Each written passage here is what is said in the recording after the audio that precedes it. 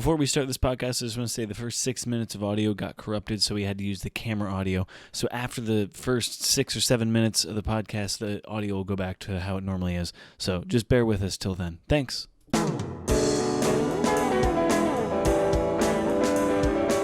Greetings, everybody. This is Morning Eggnog. My name is James Font. With me, as always, Caleb Font. Good morning, everybody. And with us today, we have Adam Grieser. Hi there. So Adam is a aspiring, or are you officially a funeral director? I'm not a funeral director yet. Okay, so you're an aspiring funeral director. Yep. How does that work? What does that mean exactly? I would be in my apprenticeship program right now, which is a year-long program. And I just graduated from Mortuary College in December, and so now I'm just kind of starting out. Mortuary College. Yeah. I remember it well. No, And then I went into plumbing business. and then I guess we'll ask the question, what made you want to get into this? Well, obviously I'm a sixth generation, so Okay. that's kind of part of it. But, Sixth generation funeral director and mortuary? Yeah, and embalmer. We would say Embalmer. funeral director and embalmer. Funeral director and embalmer. Yeah, Okay.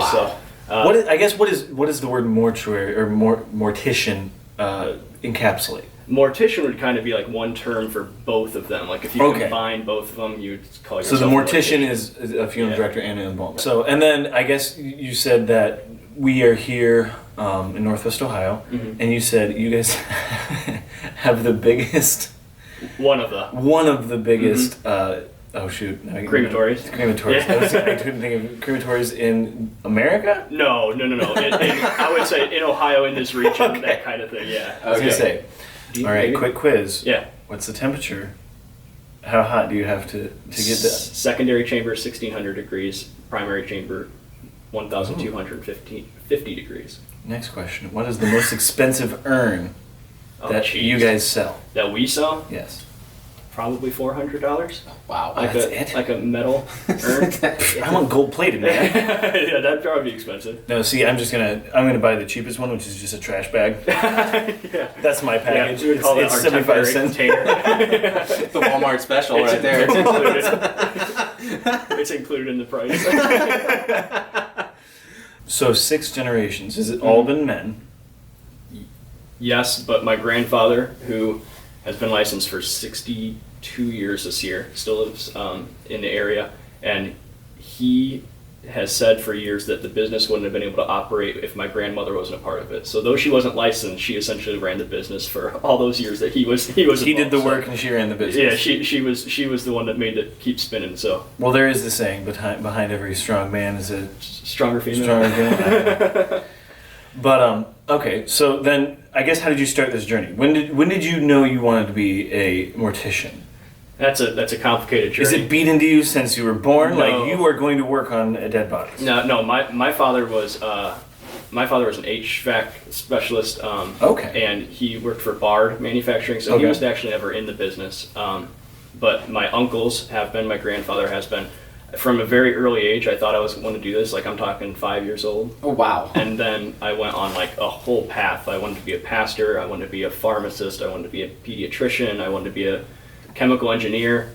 And then I switched. I started working the day I graduated high school. The next day I started working at the Grieser Funeral Homes. And after my first day, I wanted to switch my career because it was just shell shock. So the first day, what happens? Can you remember that? I got first thrown day? right into it. You walk in the office. Yep. Did they have a specific dress code or anything? Yeah, business casual because there was nothing like no funerals that day. But then you're 18 years old. Yeah. You walk in the office. Mm-hmm. What happens? They're like, you're gonna see everything that we can show you today. Oh my God! Because my uncle said before.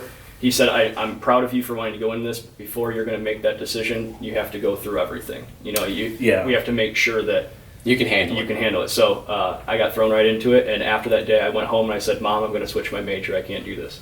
And because you're dealing with death. And yeah, you're like, It was a crazy, eye-opening day, and so. Do we want to expound on the day? I mean, I was helping in the back room, what we would call the back room. Mm-hmm. I was observing embalmings. I was observing meeting with the family, everything like that, and that's meeting with the family is oh my gosh, rough. Yeah, the whole from the body to the family, that's got to be tough. Emotionally, it's mentally and emotionally, it was just a rough day. For an 18-year-old, you don't even know what emotions are. Yeah, exactly. You're like, I don't know how to process this. Exactly. So this lady was screaming and crying, and someone was on the ground. I don't even know. Yeah, exactly. And so I went home and I switched my major to education because that was kind of what I wanted to do. I was teaching people.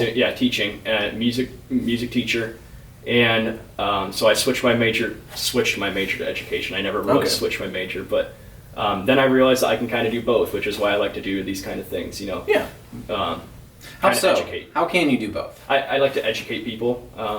I go to some high schools every year, talk about the psychology of death and that kind of thing, and I found that I can be a niche. I also want to be a pastor, so this job allows me to do kind of all of it. Okay, so there's a faith element. There can be a faith element. There doesn't have to be, but I can at least be a good person for them at that time. I can kind of provide a ministry for them. I can be there when they're their lowest point, and I can also teach people as well. So and it sounds like you're also musically talented, so you can actually jump in if you need to and add in some music if you have to. We've been dabbling in that. Maybe bring a keyboard into the funeral home. And that'd be good. A little bit. Why not? Yeah. It's just that little extra element right there. Absolutely. So I guess I don't know where to go off from there, because that's you were telling us before the podcast that there's a difference. There's an immediate difference. Is it always that you can tell between a family that's religious and a family that's not religious? It's the human psychology we look for. It's something we look for. Usually, if there's a certain religion behind a family, they're used to like gathering, and they make it more of a celebration. A death is more of like a celebration because they believe in something after death. So you usually see more like potluck style. You'll have food there. Okay. People are more like chatting. And see, that's all I'm used to is... Yeah. And this is how many funerals I've been to. It's always ham sandwiches on buns, and white potatoes. buns, and potatoes. Yeah. Those are the two staples of funerals. Mm-hmm. And as dead inside as this is going to make me sound, one of the main reasons I like weddings more than funerals is the food's better. Yeah. Interesting point. You're not wrong. Yeah. But it's very interesting because normally weddings are always a celebration, mm-hmm. but as you just said, funerals can sometimes be both. I guess what's the other side look like more? You see a lot more people standing by the casket. They don't really like to leave the casket as much. I know, like if a Grieser passes away, people are just kind of. It's just a big gathering. It's just a big gathering. We're like, all the Griesers are and like people are like, oh, there's a casket in the room too. And you're like, wait, when that happened? So like usually the Grieser. Do you guys go up and critique everybody else's embalming? You're like, I could have done a better job. No, not really. I guess I should be looking at that now, making sure I get quality. But your hair looks amazing. How did you get it to do that? Yeah. Oh my goodness. Oh, I will do that though. I'll go up to a funeral director and be like, by the way, I'm also trying to be a funeral director, and what are some tips you have for me and that kind of thing? So hey, there's nothing wrong with that. A lot of these guys, it's not a business that many young people are getting into. Mm-hmm. It's one of the trades that are dying. Yeah. Nobody ever. Okay, it's not. I get all the puns. I know all the puns. Well, yes, every day. But they're all like, oh, you know, HVAC, plumbing, electricians, and all these things. All these, trades are dying and going away. But nobody ever thinks about a mortician. Yeah. No, you don't. Yeah, I would say that it is an older generational thing. And funeral directing in general there's a lot of experience. So like I go to school and I pass the national boards and everything like that, and I really don't know anything like how to meet with a family, because that's just all experience driven. Because they can't bring a family in and be like, all right, your loved one passed away. Yeah. Act for this college student and teach him how to deal with this emotional roller coaster. Yeah. Somebody's parents just died. Oh, wait, we need you to help teach a class. Yeah, exactly. And you can't do that. I'm repping my alma mater. It's like the best place in the world, and they do an incredible job of making sure that we get some real life experiences, but it's all mock. So like we have like one of my classmates would play a grieving person, and I would be the funeral director, and we'd work on that. So that was really helpful. But again, until you're actually dealing with real people grieving, it's really hard. And everybody, I mean, from my tiny experience, everybody grieves completely differently. Completely. And it's, I guess, what are what are 5 different ways you've seen people grieve? As weird as that question is. Well, you got the people shut down or become silent because they just don't know how to. They can't process it. Yeah, they would rather just not say anything because they just don't know what to say. And then you have the people that are the opposite who just talk because they're trying to work through everything, and they just have to say everything to hopefully get whatever they're trying to say out. And then you have the people that usually are, okay with it, because my grandfather has always said there are worse things in life than death. If you're dealing with, a long-term terminal illness, and death sometimes is a benefit for some people because it's finally they're done with their ailment.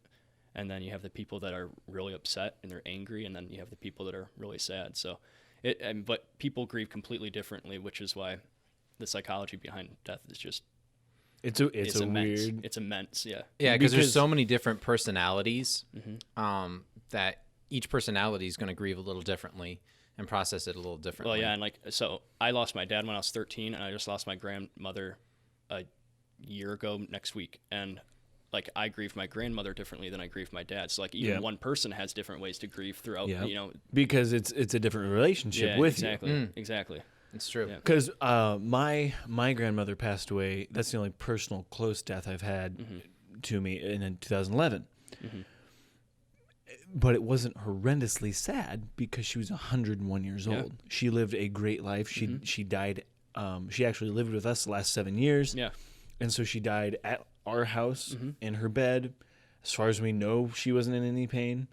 We just went to bed one night, and when we woke up, she was gone. Yeah. And it really, I was very young. How old was I?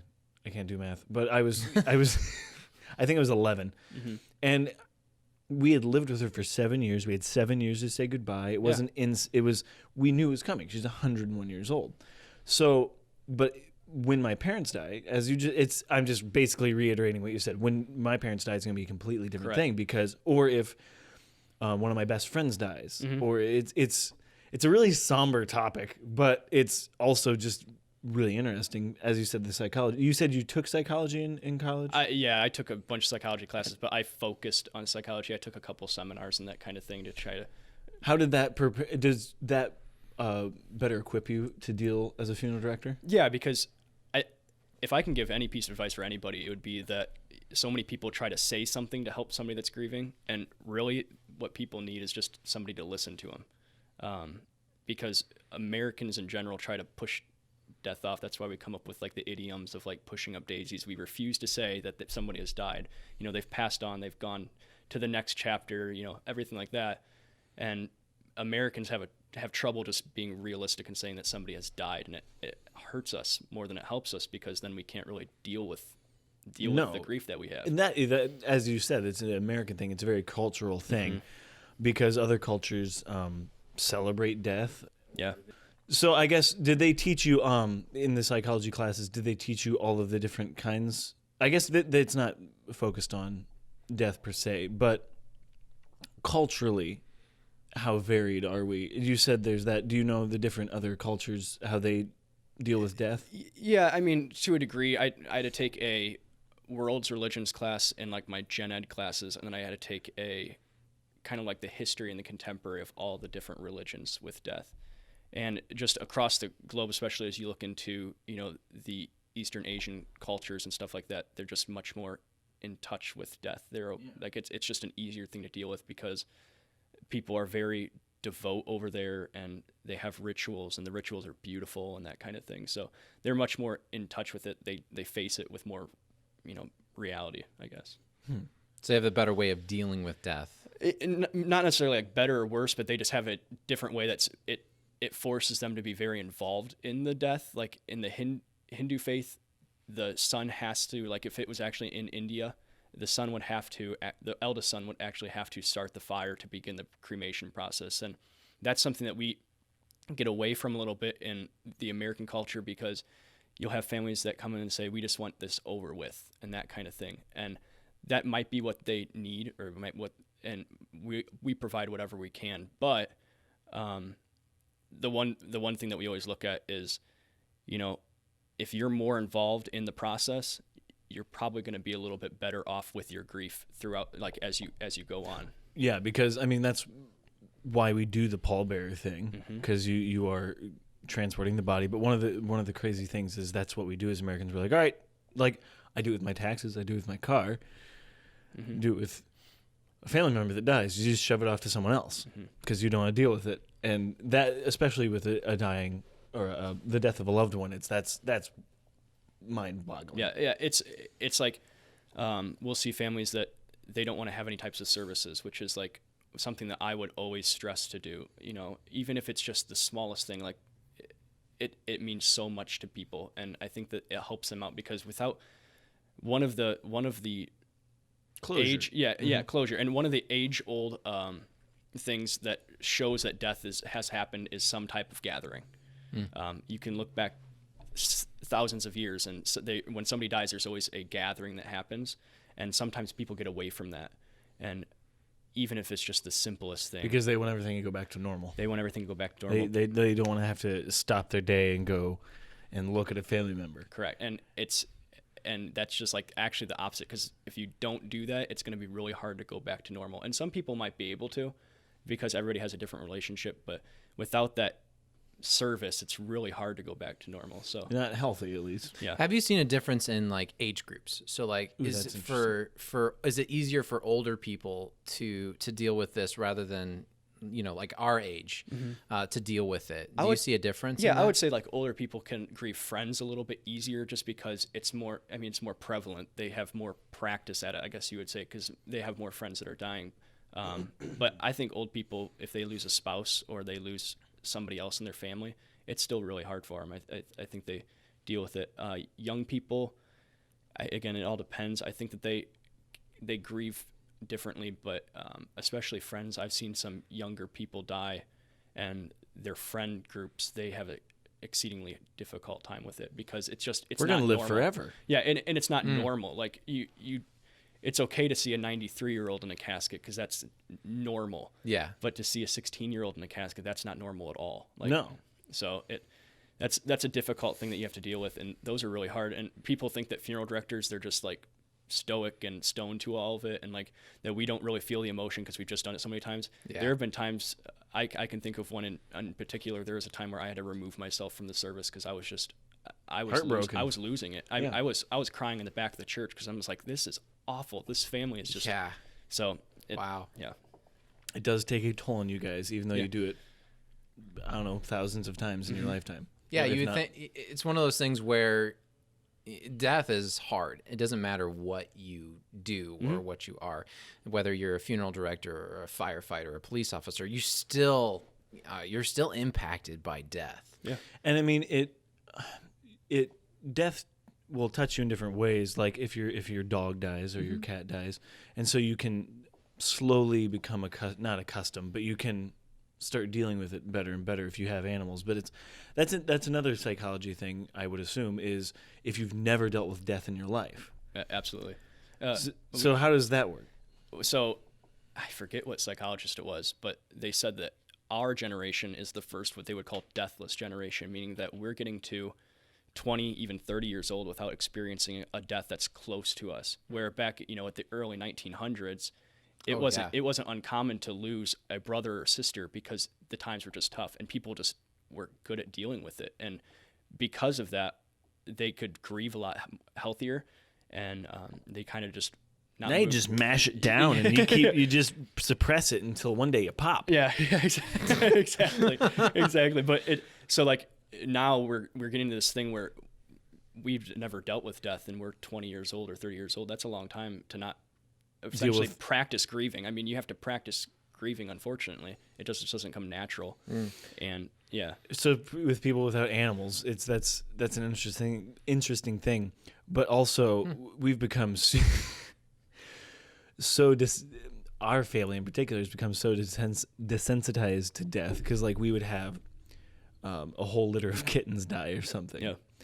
And we're the weird homeschool kids, so take that as you want. But my mom would use it as a school opportunity to show us the circle of life. And she's like, all right, so now we're going to go throw these in the river to feed the turtles. Well, it's interesting you bring that up, because children's grief is something I'm exceptionally interested in, because obviously I was 11 when I lost my dad. So like that's something I'm interested in. And we talked about at school, like so many times parents are caught off guard when their child asks them about something about death. Like they'll see roadkill on the side of the road and they'll be like, what happened there? And their parents dance around it and everything like that. Where, well, it's like the birds and the bees talk too. Yeah. Yeah. And we don't, parents like, okay, well, we can't talk about that yet. They're not old enough, but we don't give kids enough credit. They'll understand a concept. You just got to tell them about it. You got to explain it in their terms. Yeah. Correct. I wonder if it is better to see death at a younger age because you're able to express yourself more. You're not as hardened. Exactly. You're not the American, stand strong, don't cry, all that crud. So you're actually able to express it more, as a kid than you would be as an adult. Well, so that would help you. Yeah. You're more allowed to cry, quote unquote. Yeah. And I mean, so you look at the age graph of 3 to 5 year olds, you'll hear it all the time. Why is grandpa sleeping? Or why is grandma sleeping in the casket? And that's very normal. That's at that age, that's what they think death is they're just sleeping. They're going to wake back up. But it's important for parents and for families to say, it might look like grandpa's sleeping, but grandpa has died. And, try to explain that to him. And usually it might make him sad, but we got to understand that crying is not bad. You can cry. Yeah. As an American man, you don't cry. Exactly. You mash it down until you pop. Yeah. Yeah. To quote Bill Burr. Yeah. Yeah. So it's just that, people think that crying is weakness, where crying or just emotions in general can really be powerful during a funeral service. So, So let's dive back into embalming then, because that's really interesting to me. I don't know how to ask this delicately. Yeah. Someone passes away. What happens? You said you didn't get called out last night. I didn't get called out. So, let's say you got called out last night. What's the operations? What happens? So I put on a suit and tie, or I usually at 2 a.m. you wake up. Yeah, I usually try to get a tie on at least, because it just shows respect for the family that I'm. So I go there. I go to wherever the person is located, and I bring them into my care, and I take them back to the funeral home. And I'm talking like super details, because this boggles my mind, because people die every day and we don't even hear about it or think about it. So they pass away. Do you have a gurney, or you have a special car? Yep, okay, you have a cot, and then do you have a bag, or usually the cots have a cot cover. Okay. Yep. Now, do you work with somebody to? Are 2 people on call, or just you? It depends. So like if somebody has died in their house, it's a little bit different, because we don't know what the situation is. Okay. They could be somewhere that's not easily accessible. So that would be more of the not autopsy. Why am I coroner? That'd be more of the coroner. Or are you a coroner? No, I am not a coroner. Coroners have to have a doctorate in Ohio. Okay, so Wow. So coroners. I guess let's dive into that just a little bit. What's a coroner do? Do you know what a coroner does? Yeah, a coroner is more involved if there is mystery behind how the person died. Okay. A coroner would be brought in to help determine what the cause of death Okay, was. so a mortician or an embalmer just prepares the body to be buried. A coroner operates on the body and to discover how they died. Yeah, so a mortician by definition would essentially be someone that cares for both the dead and the living during a time of death. Okay. Yeah. So anyways, so you're talking hospital. Yes. Okay. So like if I was going into a hospice, a nursing home, a hospital, usually one person can do that, because the staff at those places are willing to assist you. Okay.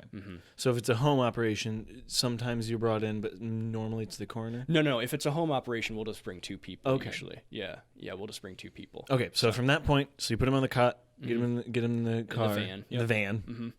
Yep. We just drive town and country. And then we bring them back to our funeral home. And then? And then we would start the embalming process, I guess, if that's what the family's decided. So you have 2 routes. You have either what we would call traditional services, which is the embalming, the casket, the burial. We have cremation services, which is the cremation and the burial, or if they're taking them home or whatever like that. And then you can kind of combine both of them, where you can have a viewing of the body in the casket and then cremate after that, which a lot of people don't know about. A lot of people think it's one or the other. But okay. If you were thinking about cremation, I am such a strong proponent for traditional with cremation to follow, is what we would call it, because people, I heard you say the word closure. People think, oh, if I see them in the casket, that's closure for me. But instead of thinking of it as of closure, It's more that you have the reality of the situation. Like you can start your grief process because you have the reality. And see, that I heard a story about a guy who they were in a car accident, and I don't know why the timeline was so messed up, but he couldn't go to the funeral. Oh. Or maybe he was in a coma or something. So all he knew when he woke, I think that's what it was, is he was in a coma, and when he woke up, his wife was in the ground. Yeah. I can't imagine that.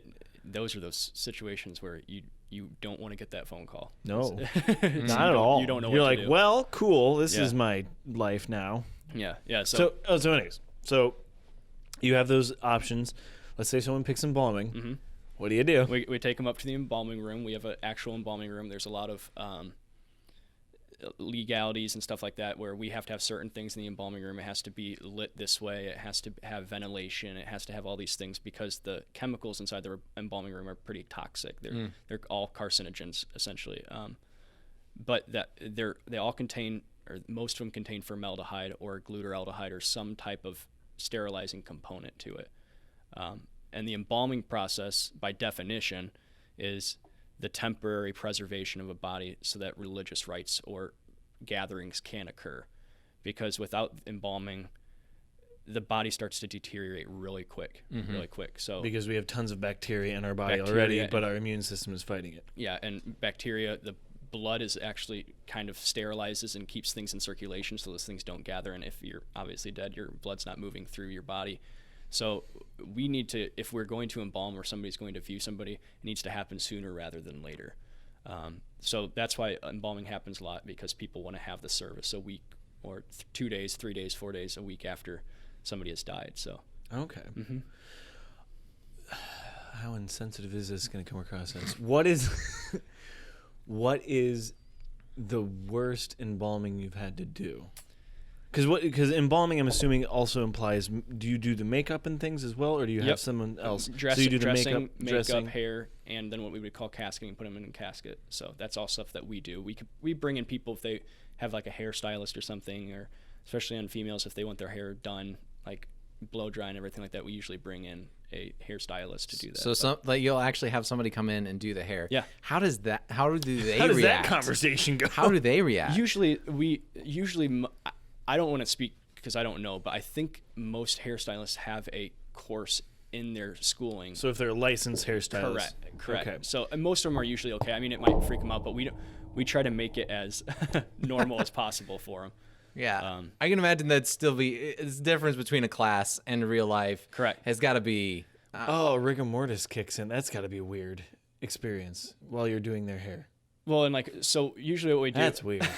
We'll move them out into All of the thoughts. Anyways. We'll move them out into the chapel, so it's not like they're not in the embalming They're not room. in the embalming room. Yeah, It's we'll try to do that, and we just want to make it so it's as comfortable for them as they can. So do you sit them up, or how do you? No, just laying down. we're like talking this. super details here because so we're I'm really curious. confused. Well, there's a lot of myths out there, and if I can help, I don't know squash any some of the of myths.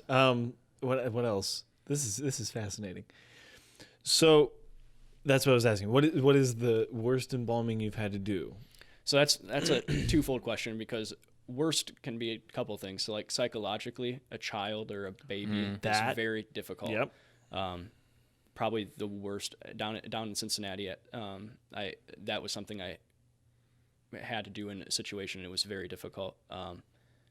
But then up here, any trauma, that's an exceedingly difficult task because, it's just harder.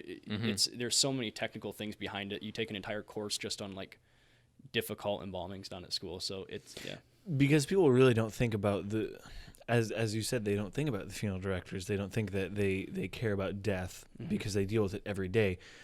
But like this super dark topic, one of the things that when people bring up assisted suicide, something they don't think about is the people that have to do them. And I mean, it's a way different thing. That's taking a life. You are dealing with the shell. But it's got to be hard on people that have to deal with death every day because you don't think about it. Now, I guess another super dark question that may be cut. Who knows? Do you know if there's a suicide rate of funeral directors? Is there one? There is. It's up there in terms relative to other things. It's up there. I don't know. I think most funeral directors find good support systems because they know that this is a necessity. Like, you have to have somebody to talk to about this. So they find good support systems. So they can get a good therapist or just good friends. Yeah, and I would say the majority of the time it's usually not a family member. No, I guess that would make sense. Yeah, because I mean, I'm getting married in June. I talked to my fiance. Congratulations. Yeah, thank you. And I talked to my fiance about some aspects of it, just because you have to get them off your chest. But I also don't want you don't want to give her all of that. I don't want to give her all of it. You know, I don't want to burden her with that, because it is. So I have friends I graduated with that I'll call if you know I'm having a really tough day, because they deal with the same similar things, and they get it. You know, so yeah. Yeah, that's actually one of my questions was, how do you, because you know, after a while it's going to build up. Yeah. And so I was you actually gotta curious. unload. Like, do you have a support? I was like, do you actually go to see somebody or anything like that? But yeah, that answered my question. Yeah, I mean, I know like funeral directors do, and that might be something that I look into one day. I mean, I'm still pretty fresh into it. I haven't seen everything that my grandfather's seen or anything like that, but and he probably ran some weird stuff because people die. We are like, it's so fun, not funny, but it's very bizarre. Like, we are the most fragile thing in the world, but also we can do crazy things. Mm-hmm. Like, you'll hear about a story about someone who tripped and fell off the curb and died, and you're like, wow. And then you'll hear about somebody who got crushed by a building and then lifted it up with all their limbs broken, and you're like, what is this? Yeah, it's weird. Yeah, for sure. Yeah, I mean, I talk to my grandfather a lot because he's seen everything. I mean, he used to run the ambulance service here in town as well, so he has seen everything. He has. So he's a very good person to talk to about that. But I like to talk to my friends that are in it every single day, and we check in on each other. It's definitely a select group of people. Then we check in on each other all the time. So That's good. That's a good thing. Yeah. Yeah, because it's crazy. It's like being, like you said, ambulance and police officers and that see those things. You got to get rid of your trauma, otherwise it'll get you. Yeah. Yeah, which is important. Yeah. Yeah, I just deal with poop every day. No, not every day. I had a question and I lost it in my joke. Oh, it's gone. Well, I guess with like the embalming process. Yeah. Back to that. Yeah. I mean, there are so many myths. They think that, you know, it's a very barbaric procedure and everything like that. It is one of the most reverent things I've ever seen and ever been a part of. To be able to have somebody completely trust you to take their loved one after they had just died, take them into your care. It's one of the most reverent things. And that we are told down in school that our preparation room, our embalming room, is a very, very, very sacred place. And it's amazing what we do in the back. It's very reverent, and what we do back there is a special thing. And you don't hear jokes. There are no jokes in the back room. It's all about caring for that person, and that person is still a person, you know. When you keep that perspective, it helps, I'm assuming. Yeah, because that person is still someone's loved one, and we take that very, very seriously. And I think all funeral directors do. I mean, I would compare it to a doctor caring for someone's loved one. Yeah. And you want to be respectful to them because they're a person. And so it's, people have, again, it depends on your religious belief or lack thereof, of whether you believe there's a soul or what that is, what even that is. And so if you don't have a belief in an afterlife, that's all they were ever. And so I guess, nope. I guess, what have you heard about why do people think it's barbaric? Well, and just to touch on that last part really quick, it's our primary responsibility. It says a lot. It's to the deceased. Our secondary responsibility is to the family, and the third responsibility is to ourselves, to make sure that we are keeping up so that we can care for people. But it speaks a lot that we care for the deceased first, and that's the truth. That's the goal. Yeah. So, you hear about like in the shows and everything that it's like draining blood and everything like that, and that's not true. You can research about all the myths. Can we get into the details of embalming? Exactly what it is or not? So like embalming, there's a small incision made. Okay. And then it's essentially the displacement of blood. because blood has a lot of bacteria in it. So we're trying to displace that so that the bacteria cannot continue to spread. So essentially that's what it is. It's replacing the blood in the body with embalming fluid. Okay. That's at its rudimentary term, that's what embalming is. So it's just to preserve the body. I was kind of curious. So is it pressurized? Because you have to remove the one to replace the other. So it has to. Sorry, this is my HVAC. You're good. Going Yeah, it is. because I'm thinking, okay, because you have to be able to remove the one, you have to have pressure. So you have to have the pressure to remove the one to add the other. Yeah, and that's the technical stuff, but it anywhere from 15 to 80 psi. Oh wow. Yeah. I mean, the body is 80 psi. Yeah. I guess we do have miles of veins. Yeah, there's a lot to displace, and there's a lot going on. So it takes about a minute for it to go all the way around. You would think. That's a long time. But our bodies are extremely tough inside, and it's amazing the way that we've been designed as human beings. Like everything is protected because they're very vital things, and if they get punctured or anything like that, we can die, like arteries and veins. Yeah. But they're surrounded by muscles and by like fibrous tissue and everything like that, so that it doesn't happen that way, just falling that easily. over. Yeah. So, but yeah, it's our bodies are very tough. So about 15 to 80 psi, depending on what you're doing and that kind of thing. Does it imagine the health of the person when they passed away? Does that actually apply? Yeah. I mean, if you were dealing with some, cholesterol stuff and stuff like that, that can be a hindrance to the embalming process. I mean, it makes sense. The one thing I've been told by an embalmer before is that they died because something happened to them. They didn't die because they were healthy. So something's going on, and it's our job, and that's where our specialty comes in, to make sure that we can still provide that meaningful service to a family through the embalming process. Yeah, I've been talking to my mom more and more. I'm like, everything happens in cycles. It doesn't matter what it is. It starts at one point and it eventually ends at one point, whether you're in water, electricity, the human body, all these different things, they all go into a circular pattern. And it's amazing the more you look into it. Because I've been going to school for this and stuff. And the more you learn, the more you realize everything happens in cycles. Yeah. Yeah, I think it's important that people understand that we don't embalm to be, malicious or anything like that. We have an oath as funeral directors similar to the Hippocratic Oath of, you do no harm to both the living and the dead. We're not here to hurt anybody. We're here to try to help people in the best way that we can. So, people think that morticians are like weird, or that, they love death. We really don't love death. I guess we love helping. That's the exact way they portray them always in movies and things. They're weird. They're this weird, creepy person. They got the top hats on with the long coats and everything like that. I'm here to take the body. Yeah. Yeah, so it's like, and that's not who we are. Like, most of us are just normal people. We like to go out. We like to, go out to restaurants. We like music. We have hobbies. We're like you. Yeah, we're just like you guys. So, it's just, we want to help people, and that we find this ministry very rewarding. It's very rewarding. So, how so?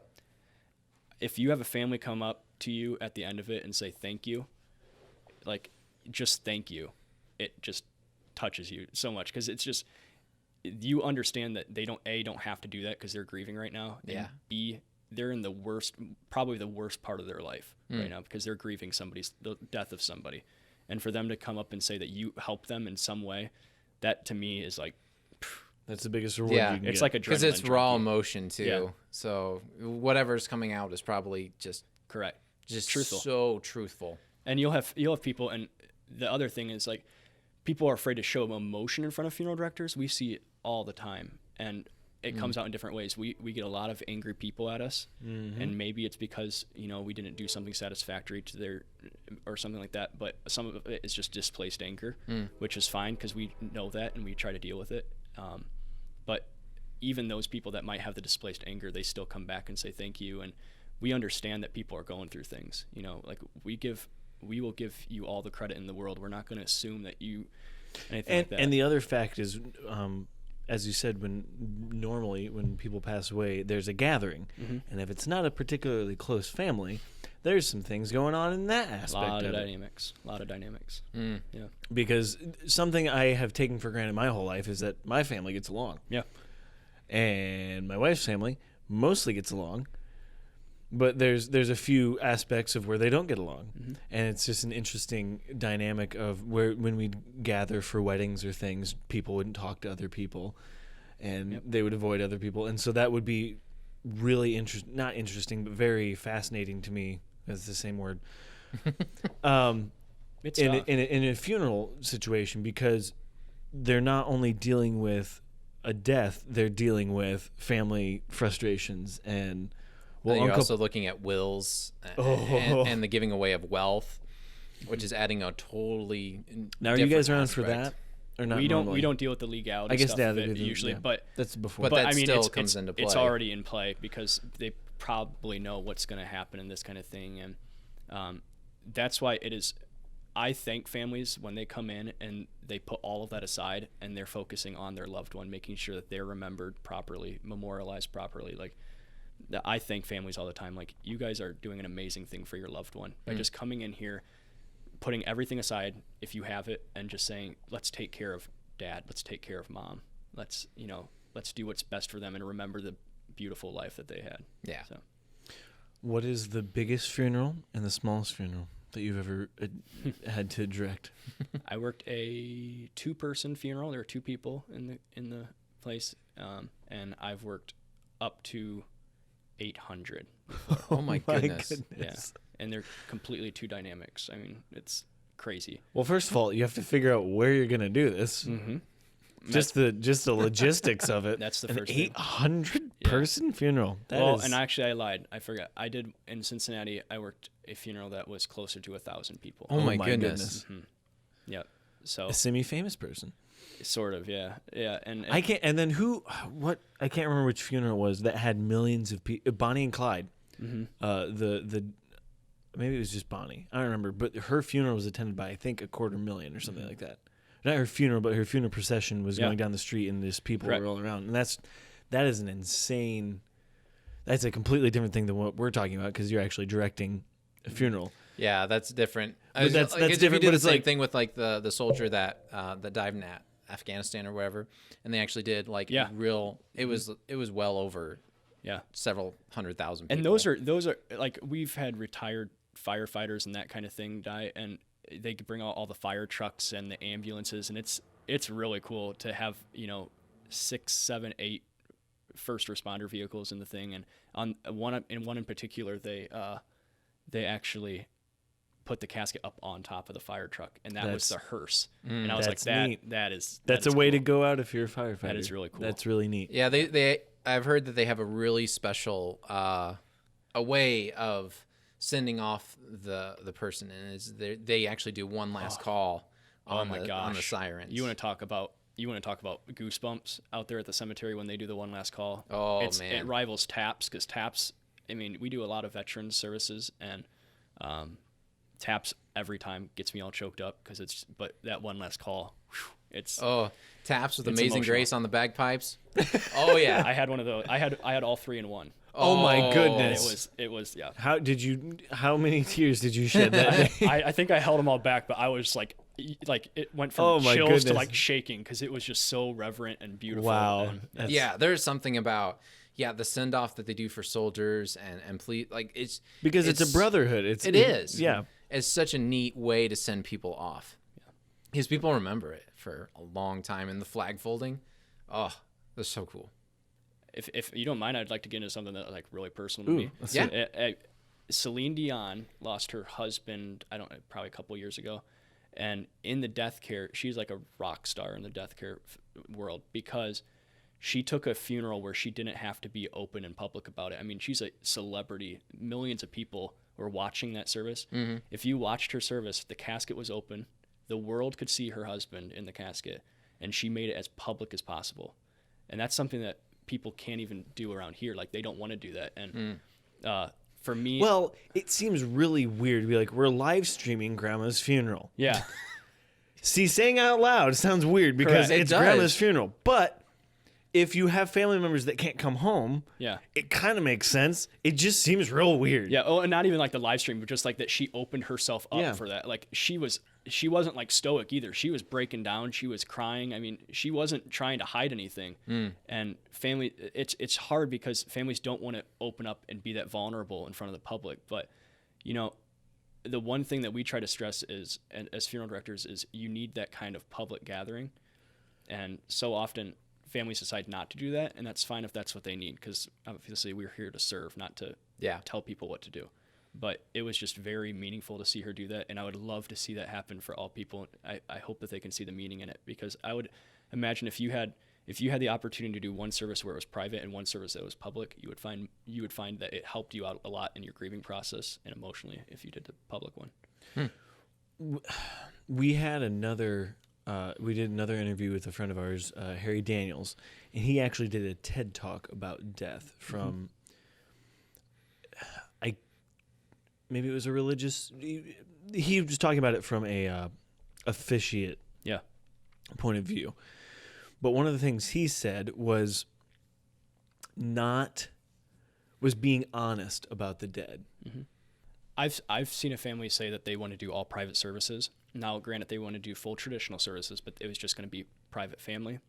And one of the other relatives said, you know, I think that we should have it public. I think that's what they would have wanted. So they had everybody come in and they made it all public. And at the end, she said to us, she goes, that was so much better than what I thought it was going to be. Because people are scared that, you know, they think people are going to judge me. Well, nobody's walking through the line is going to judge you if you're crying at the loss of your mom or dad, you know, like, no. And at the end of it, she was like, all the support, the people came out, they were all hugging me. They were saying, you know, if you need anything, let me know. And she's like, I needed that. And I would urge families to do it if you can. And I would urge to have the body present in a casket as well, because you find so much more meaning, or you can find a lot of meaning in it, and you can find a lot of meaning in cremation too. I've seen some of the most memorable services or the most meaningful services I've worked have been cremation families, because they are just very good at finding unique ways to remember. But there's something about having a casket there. It's a truly inspiring and memorable time. So, as you said, it makes it real. It makes it real. All right. What else? Did you have anything you wanted to talk about specifically? Or anything that came to mind that you wanted to tell two random other people you just met today? I don't know. Talk to funeral directors if you're in the grocery store. The worst thing for us is seeing a family member that we've just cared for, because we can tell that they don't want to be around us, and we understand that because they remember us for something else. But we're just normal people. We want to help. So we're trying to get out in the community as much as we can. If you look at a lot of community groups and stuff like that, usually there's a funeral director involved somewhere in it, because we're here to serve our communities, not ourselves. That's true. You do see that. And then I always think that's kind of weird. That funeral director would It's like seeing your teacher. Exactly. Yeah, it's kind of like that. It's kind of one of the weird things, but it makes sense, you know, that you're trying to be a part of the community and stuff and reach out. You're not just trying to be weird. Well, again, the other thing is the way morticians are almost always portrayed is weird and creepy. And it's like, no, we're just, as weird as it sounds, we're just doing a job that needs done. Yeah. And, you know, and we find meaning and value in doing this. So you guys obviously can find meaning and value helping people the way you do. Pastors find it, you know, by this way. A doctor finds it by helping people this way. Funeral directors find meaning by this. I mean, that's just what we do. This is what we decided that allows us to get fulfillment out of it. So if somebody is interested in this, how do you get started? Call a funeral home. Call funeral homes in the area. See if you can shadow a funeral director for a day. For legal purposes, you're probably not going to be able to, you know, dive right into it, just because there's a lot of like privacy issues and that kind of thing. Yeah. But call a funeral director. Again, we're trying, if people are interested in it, we want to help them do it, because it's a very niche market. I mean, there's like 6,000 of us in Ohio, which is... There's 11 million people in Ohio. Yeah. Only 6,000 are funeral directors. So it's a very small, like, if you think you can emotionally handle it. Exactly. If I needed some help from Cincinnati, someone in Cincinnati, I know somebody I could call. If I needed someone in Cleveland, I know somebody I could call. Like, it's a very small group of people. We all kind of know each other. So connections are important. Build up a connection basis, just like anything. And what's the college name you should go to? The only one that's the best. Cincinnati College of Mortuary Science. Okay. And we call it the Harvard of mortuary colleges. The Harvard. It's the oldest. 1882. 1880. Wow. I guess, yeah, we've been burying people since forever. Yeah, a long time. Yeah. Okay. This might sound a little financially. Yeah. What does it look like in your position? Like, how much do you make a year? Just out of curiosity. How much does a funeral director make a year, There roughly? we go. So Roughly. average, it all depends. So there are corporate funeral homes, and there are non-corporate or family-owned. 85% of funeral homes are family-owned. 15% are corporate. It all depends, and it depends on your experience level. Apprentices like myself don't make as much as licensees because we can't do everything that a licensee can do. Yeah. That's interesting. We call it a journeyman. Continue. Yeah. So I would say the median salary of a funeral director in the last was around $45,000 a year. Mm-hmm. Your bottom 10%, which would be like your entry, would be closer to the 35 mark, and then upper. The further you go, you're probably looking at 60,000. And then if you actually own the homes, You're probably looking at a little bit more. More. Yeah. Okay. There's this. because you're saving money by doing that, because you don't have to. Because that's something I don't think about is if you don't own the home, you have to rent it out. How does that work? Well, I mean, we own funeral homes where we can have funerals, but if you're going to be a funeral director, you should probably be working for some place that actually is a funeral home, because there's just a lot of you have to have this, you have to have this, you have to have a room to hold things, you have to, that kind of thing. I guess that's something you don't think about. If you're a plumber, you can, go out on your own. Yeah. Not so much. Doesn't work really as well. It's not if you're a as- funeral director. You can't hold on the street when funerals. when you're a lawyer and you're working for a company, you're like, oh no, I don't want to work for Johnson and Johnson anymore. I'm going to go out on my own and be Johnson. Yeah. You can't do that with funeral directors. It's really very hard. easy. There's a high startup cost because you have to buy Yeah. the building, you have to buy the equipment, everything like that. It's a high startup cost. Yeah, especially if you're doing, if you're a mortuary and all that different things. It's going to get really expensive really quick. It's not impossible. There are loan companies that will help start funeral homes, but it's very difficult to do. So going way back, you said there are funeral directors that are not embalmers? Yes, you can be. So I will have what is called a dual licensure. So I'll have my funeral directors and my embalming license. So it'd be a full mortician. Yeah, and there's a stigma that because we wear a suit every single day, and we get to drive the nice cars. Well, the cars are owned by the business, and the suits we have to. It's like a dress code. But people are like, oh, funeral directors, they take advantage of people because they're charging a lot of money and they make a lot of money and everything. That is just not the case. I mean, There probably are some. there are Much some, like every business Yeah. and ever, there are definitely people gouging people. Oh, yeah. And the owners of the corporate funeral homes are probably making a good amount of money, but us small town funeral homes, we're not in it for the money. I mean, we don't have good hours. We're around some really crappy subject matter every single day, and we don't make good money. We only do it to help people. I mean, and that's just the truth. It's a calling, That's really. all funeral directors around this area. We don't do it for the money. I can assure you that, because if we did, then we'd be really bad at doing it for the money, because we don't make a lot of money, but we do it to help people. So. All right, this is another weird topic because this is, anyways. What do you do in a mass death situation? So there's actually organizations that deal with what we would call disaster situations. Okay. There's a national. Like if a tornado came through and Yes. because Ohio is actually somewhat known for tornadoes, there's not a whole lot of death, at least in our particular area. But if a tornado came through, as you were saying. Yeah. So there are organizations. There are organizations. They're under different government agencies. I actually like FEMA and I guess it was at one time. It's no longer. But it's I had to take a class in mortuary college. It was actually a really interesting class because we looked into some of the bigger mass fatalities. But it's called DMORT and OMORT. So OMORT is the state level, the Ohio Mortuary Response Team, and then DMORT is the national level. And if a national tragedy happens, they're usually called in to handle the mass fatalities. So like when the towers were down, or Correct. other thing, or Katrina, Joplin, Missouri, yeah, Puerto Rico, they were involved in that. Plane crashes, if it's bigger. I don't know all the details about it really, but I know that I know that it's not just funeral directors on these teams. There are like pathologists and dental people that can do dental record. Like there's a bunch of people on the teams. Yeah, I guess that would be discovering who the people are sometimes, depending on the tragedy. For funeral directors, if we're not in the news, that's a good day. Yep. Like we don't want to be in the news. I guess that's another aspect of our job.